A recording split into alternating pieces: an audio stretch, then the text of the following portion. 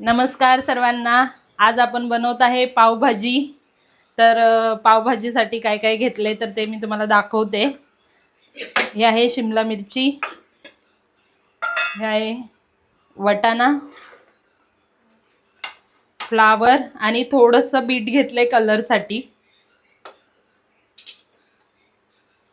आणि बटाटा. आता त्याच्यामध्ये टाकणार आहे पाणी. तर टाकत आहे 1 चम्मच मीठ आणि आता ह्या सगळ्या भाज्या आपण चांगल्या शिजवून घेणार आहोत. आता मी पावभाजी मसाल्याची तयारी करत आहे. 1 चम्मच गरम मसाला, 1 चम्मच हळद, 3 चम्मच लाल मिरची पावडर आणि 1 चम्मच धना पावडर. आणि आता घेत आहे अंदाजे माझ्या पावभाजी मसाला. बघू शकता मी मोठे 5 चम्मच तेल टाकते.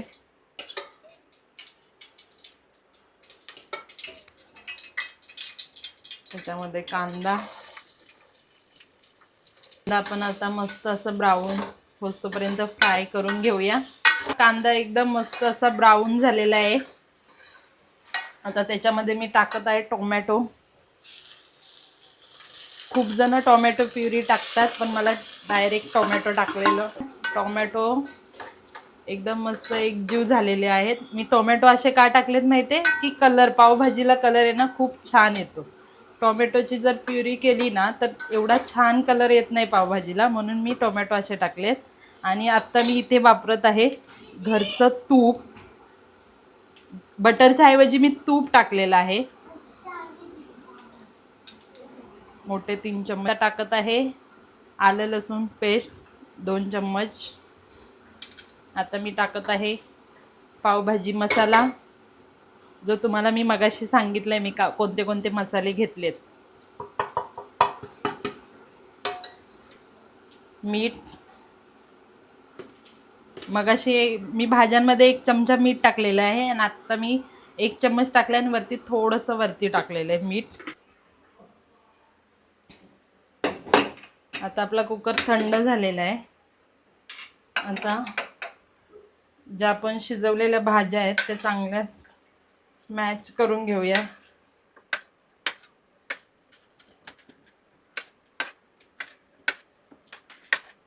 ही भाजी पूर्ण अशी बारीक केलेली आहे. बघू शकता मी इथे मसाला टाकलाय आणि तेल एकदम सुटलेलं आहे. आता मी याच्यामध्ये भाज्या मिक्स करते.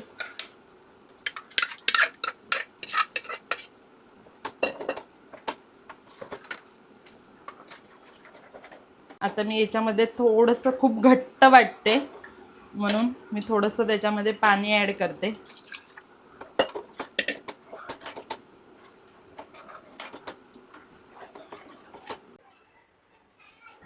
ते मी पाव गरम करते पावभाजी सोबत खाण्यासाठी.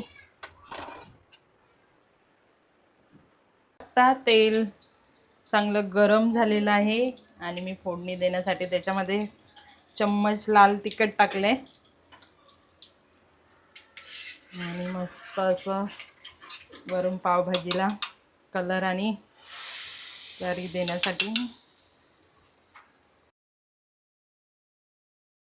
ते आपली पावभाजी रेडी झालेली आहे. आणि पावभाजीला थोडंसं सजवण्यासाठी मस्त अशी कोथिंबीर टाकूया वरून. आता मी गॅस बंद करते. आता गॅस बंद केलेला आहे. तर आपण मस्त अशी पावभाजी टेस्ट करून बघूया कशी झाली आहे. कांदा, थोडी अशी कोथिंबीर,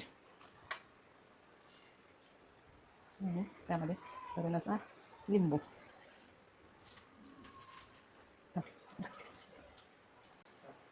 तर तुम्ही बघू शकता इथे पावभाजी रेडी आहे आणि मी टेस्ट करून बघते की पावभाजी कशी झालेली आहे. कमेंटमध्ये तुम्ही पण सांगा. गरम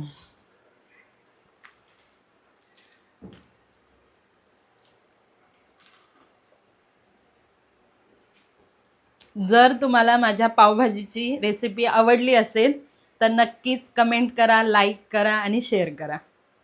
थँक्यू.